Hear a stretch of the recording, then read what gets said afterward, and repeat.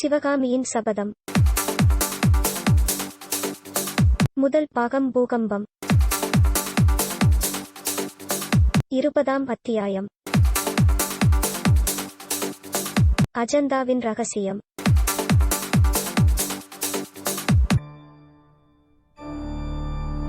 சற்று நாம் பின்னால் சென்று சிவகாமி மனச்சோர்வுடன் மான்குட்டியை அழைத்துக் கொண்டு தாமரை குளத்தை நோக்கிப் போன பிறகு ஆயனர் வீட்டில் என்ன நடந்தது என்பதை கொஞ்சம் கவனிக்க வேண்டும்.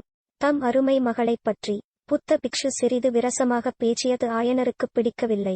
எனவே பிக்ஷுவிடம் அவர் பேசுவதை நிறுத்திவிட்டு பரஞ்சோதியை பார்த்து, தம்பி, உனக்கு என்னால் ஆகவேண்டிய உதவி ஏதாவது இருந்தால் சொல்லு என்றார். நாவுக்கரசர் மடத்தில் சேர்ந்து கல்வி பயிலும் நோக்கத்துடன் காஞ்சிக்கு வந்தேன். ஐயா, சிற்பக்கலை கற்றுக்கொள்ளும் விருப்பமும் இருக்கிறது. தங்களைக் கண்டு தங்கள் கட்டளைப்படி நடந்து கொள்ள வேண்டுமென்று மாமா எனக்குச் சொல்லி அனுப்பினார். ஓலையில் எல்லாம் விவரமாக எழுதியிருந்தார் என்றான் பரஞ்சோதி. ஓலை என்னத்துக்கு தம்பி? என் அருமைச் சிநேகிதருக்காக நான் எதுவும் செய்ய கடமைப்பட்டிருக்கிறேன். நாவுக்கரசர் பெருமான் தற்சமயம் காஞ்சியில் இல்லை, ஸ்தல யாத்திரை சென்றிருக்கிறார். அதனால் என்ன, நானே நேரில் உன்னை அழைத்துப் போய் அந்தச் சிவனேஸ்வரின் மடத்தில் சேர்த்துவிட்டு வருகிறேன்.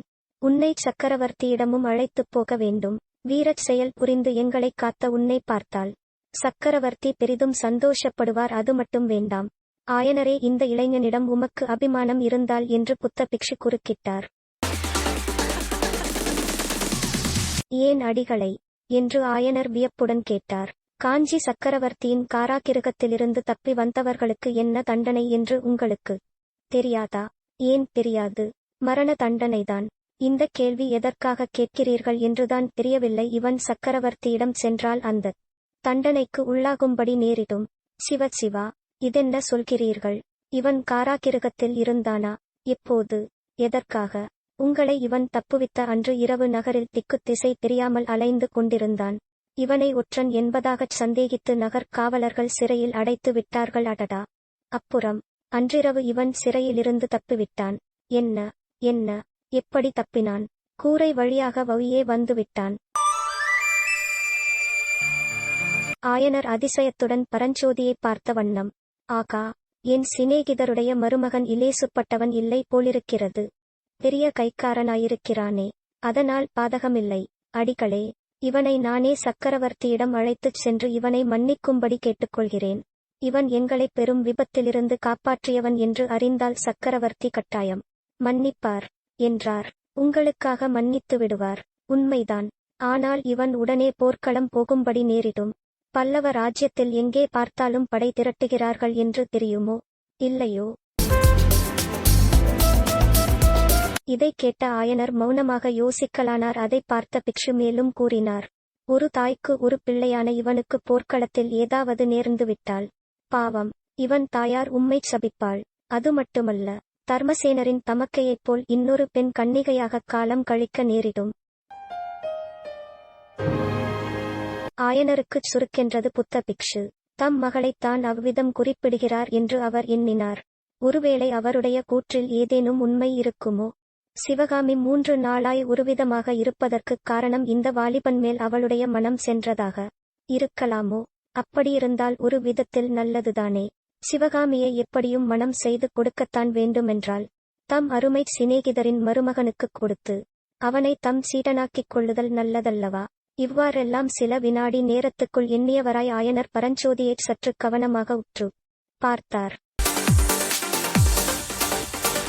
அவருடைய எண்ணப்போக்கை அப்படியே தெரிந்து கொண்ட புத்த பிக்ஷு, இல்லை ஆயனரே, நீங்கள் நினைப்பது போல் நடப்பதற்கில்லை. அவனுடைய மாமன் மகள் இவனுக்கென்று பிறந்து வளர்ந்து திருவேன்காட்டில் காத்துக் கொண்டிருக்கிறாள் என்றார். இதைக் கேட்ட ஆயனர் புத்த பிக்ஷுவை, உமக்கு என் எண்ணம் எப்படி தெரிந்தது என்று மீண்டும் கேட்கும் பாவனையில் ஒரு தடவை பார்த்துவிட்டு மீண்டும் பரஞ்சோதியை நோக்கி, அப்படியா தம்பி, என் சிநேகிதரின் பெண்ணை கட்டிக்கொள்ளப் போகிறாயா என்று கேட்டார். பரஞ்சோதி சிறிது நாணத்துடன், ஆம் ஐயா என்றான். புத்த சந்நியாசி மேலும் சொன்னார், நாவுக்கரசர் மடத்தில் தற்போது இவனைச் சேர்ப்பதும் நல்லதில்லை. காஞ்சி கோட்டையை முற்றுகைக்கு ஆயத்தம் செய்து வருகிறார்கள். நாவுக்கரசர் இப்போதைக்கு மடத்துக்கு திரும்பி வரமாட்டார். அவரைச் சோழ நாட்டுக்கு ஸ்தல யாத்திரை போகும்படியாகச் சக்கரவர்த்தியே சொல்லி அனுப்பிவிட்டாராம். அடிகளே, தங்களுக்கு எத்தனையோ விஷயங்கள் தெரிந்திருக்கின்றன, எனக்கு ஒன்றுமே தெரியவில்லையே என்று ஆயனர் அடங்காத ஆச்சரியத்துடன் கூறினார். நீங்கள் இந்தக் காட்டுக்குள்ளே வந்து உட்கார்ந்திருக்கிறீர்கள், அதனால் தெரியவில்லை. நான் நாடெல்லாம் சுற்றுகிறேன், அதனால் தெரிகிறது என்றார் பிக்ஷு. ஆயனர் சிறிது யோசனை செய்து, தம்பி, இங்கேதான் இப்படியெல்லாம் குழப்பமாயிருக்கிறதே, உன் விருப்பம் என்ன என்று கேட்டார். ஐயா, கல்வி கற்றுக்கொண்டு திரும்பி வருகிறேன் என்று என் ஊரில் சொல்லிவிட்டு வந்தேன். ஏதாவது ஒரு கலை பயிலாமல் திரும்பிப் போக எனக்கு விருப்பமில்லை. தங்களிடம் கல்வியும் சிற்பமும் பயில விரும்புகிறேன். கருணை கூர்ந்து என்னை தங்களுடைய சீடனாக அங்கீகரிக்க வேண்டும் என்றான். பரஞ்சோதியின் பணிவான பேச்சைக் கேட்டு ஆயனர் பூரித்தவராய், அப்படியே ஆகட்டும், நீ இங்கேயே இருந்து என்னிடம் சிற்பக்கலை கற்றுக்கொள் என்றார். ஆசாரிய தட்சிணை விஷயம் என்ன? அதை முன்னாலேயே வாங்கிக் கொள்ள வேண்டும் ஆயனரே என்று பிக்ஷு கூறியதும் அவர் பரிகாசமாகச் சொல்வதாய் எண்ணி ஆயனர் நகைத்தார். நான் வேடிக்கை பேசவில்லை, உண்மையாகத்தான் சொல்லுகிறேன். பரஞ்சோதி உங்களுக்கு அளிக்க வேண்டிய குரு தட்சிணை அஜந்தா சித்திர இரகசியந்தான் என்று பிக்ஷு கூறினாரோ இல்லையோ, ஆயனரின் முகத்தில் ஏற்பட்ட ஆவலையும் பரபரப்பையும் பார்க்க வேண்டுமே. அந்த க்ஷணத்தில் அவர் புதிய மனிதராக மாறிவிட்டதாகத் தோன்றியது. அடிகளே, முன்னமே அதைப் பற்றி கேட்டேன், தாங்கள் சொல்லவில்லை. ஆனால் இந்த பிள்ளைக்கும் அஜந்தா சித்திர இரகசியத்துக்கும் என்ன சம்பந்தம்? இவனால் என்ன செய்ய முடியும் என்று ஆயனர் கேட்டார். நாகார்ஜுன மலையிலுள்ள புத்த சங்கிராமத்துக்கு அந்த ரகசியம் வந்திருக்கிறது. அவ்விடத்துக்கு யாரையாவது அனுப்பி வாங்கி வரச் சொல்ல வேண்டும். உம்முடைய புதிய சீடனைப் போல் அந்தக் காரியத்துக்கு தகுதியான ஆளை காண முடியாது. நாகார்ஜுன மலையா? கிருஷ்ணா நதிக்கரையில் அல்லவா இருக்கிறது? வழியில் எவ்வளவோ அபாயங்கள் ஏற்படுமே. அபாயங்களையெல்லாம் கடந்து போய் வரக்கூடிய வீரனாகையால்தான் பரஞ்சோதியைச் சொன்னேன். இந்த பிள்ளை யானை மேல் வேலை எறிந்த விதத்தைத்தான் கண்ணால் பார்த்தீரே. ஆனாலும் வெகு தூரம் இருக்கிறதே, இவனால் கால்நடையாகப் போய்விட்டு வர முடியுமா? முடியாது. நல்ல குதிரை ஒன்று இவனுக்கு வாங்கித் தர வேண்டும். குதிரை மட்டும் இருந்தால் 1 மாத காலத்தில் காரியத்தைச் சாதித்துக் கொண்டு திரும்பிவிடலாம். ஆயனர் மிக்க ஆவலுடன் பரஞ்சோதியைப் பார்த்து, தம்பி, உன்னால் முடியுமா? போய் வருகிறாயா என்று கேட்டார். பரஞ்சோதி பறக்க விழித்த வண்ணமாய், ஆகட்டும் ஐயா, தங்கள் கட்டளை எதுவானாலும் நிறைவேற்றக் காத்திருக்கிறேன். ஆனால் எங்கே போக வேண்டும், எதற்காக என்பது ஒன்றும் எனக்குத் தெரியவில்லையே என்றான். உண்மைதான், இவனுக்கு விவரம் தெரியாதல்லவா? தாங்களே சொல்லுங்கள் சுவாமி. இவ்விதம் ஆயனர் கூற, சந்நியாசி பரஞ்சோதியைப் பார்த்து சொன்னார். கேள் அப்பனே, வடக்கே வெகு தூரத்தில் கோதாவரி நதிக்கும் அப்பால் அஜந்தா என்ற மலை இருக்கிறது. வெகு காலத்துக்கு முன்னால் அந்த மலையை குடைந்து புத்த சைத்தியங்களை அமைத்திருக்கிறார்கள். அந்தச் சைத்தியங்களில் புத்த பகவானுடைய வாழ்க்கையையும் அவருடைய பூர்வ அவதாரங்களின் மகிமையையும் விளக்கும் அற்புதமான சித்திரங்கள் வரையப்பட்டிருக்கின்றன. 500 வருஷத்துக்கு முன்னால் வரைந்த அந்த ஓவியங்கள் இன்றைக்கும் வர்ணம் அழியாமல் புதிதாய் எழுதினதை போலவே இருக்கின்றன.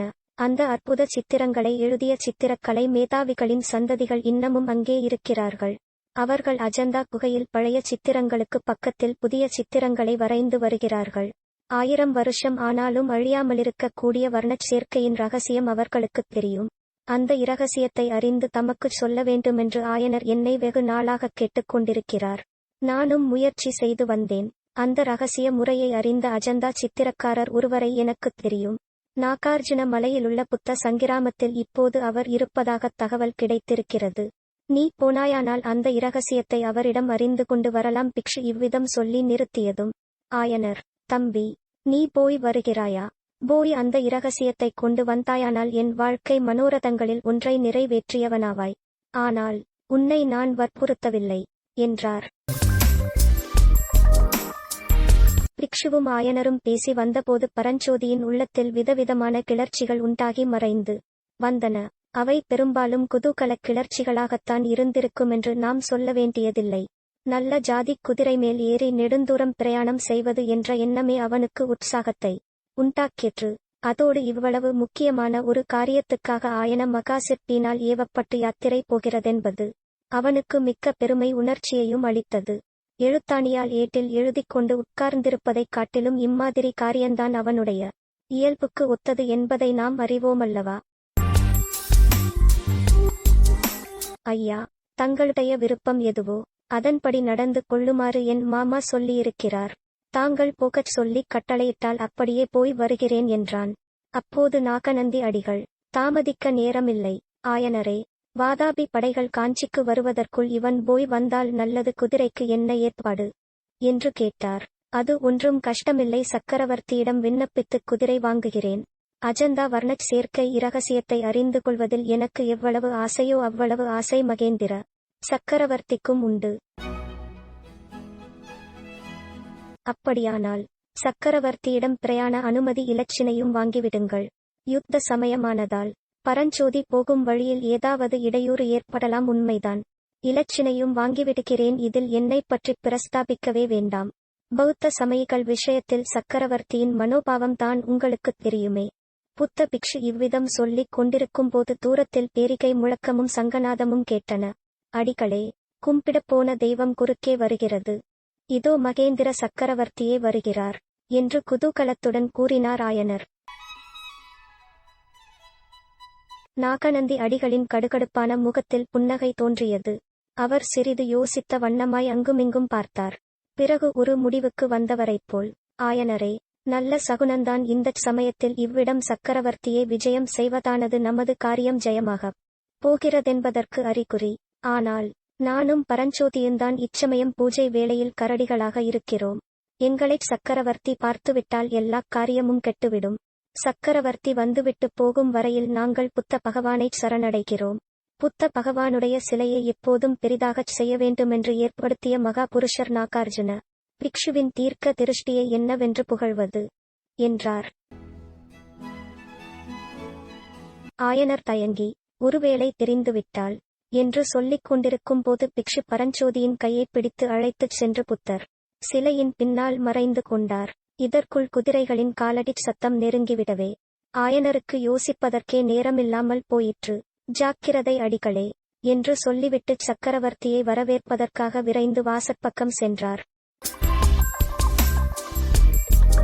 சக்கரவர்த்தியும் குமாரரும் விடைபெற்றுச் சென்ற பிறகு வீட்டுக்குள் நுழைந்த சிவகாமிக்கு புத்தர் சிலைக்கு பின்னாலிருந்து நாகநந்தியும் பரஞ்சோதியும் கிளம்பியது மிக்க வியப்பை அளித்தது என்று சொன்னோம் அல்லவா? ஆனால் அதே காட்சியானது ஆயனருக்கு சிறிதும் வியப்பையளித்திராது என்பதை மேலே கூறிய விவரங்களிலிருந்து வாசகர்கள் அறிந்து கொண்டிருப்பார்கள். எனினும் சிவகாமியைக் காட்டிலும் ஆயனரிடத்திலே தான் பரபரப்பு அதிகமாகக் காணப்பட்டது. அடிகளே, நல்ல வேளையாய்ப் போயிற்று. எப்பேற்பட்ட அபாயத்திலிருந்து தப்பினோம் என்றார் ஆயனர். புத்த பகவானைச் சரணமாக அடைந்தவர்களுக்கு அபாயமே கிடையாது. இருக்கட்டும், அசுவமேத யாகத்தில் குதிரையை மறந்து போன கதையாக. நீரும் சக்கரவர்த்தியிடம் குதிரை கேட்க மறந்துவிட்டீரல்லவா என்றார் புத்த பிக்ஷு. மறக்கவில்லை அடிகளே. இந்த இடத்துக்கு வந்ததும் சக்கரவர்த்தி கூறிய வார்த்தை என்னை கதிகலங்கச் செய்துவிட்டது. அப்புறம் குதிரையை பற்றி கேட்க எனக்கு நான் எழவில்லை. ஆமாம், சக்கரவர்த்தி இராஜாங்கத் துரோகத்துக்காக உம்மை தண்டிக்கப் போவதாகச் சொன்னபோது என்னை கூட ஒரு கண நேரம் தூக்கிவாரிப் போட்டுவிட்டது.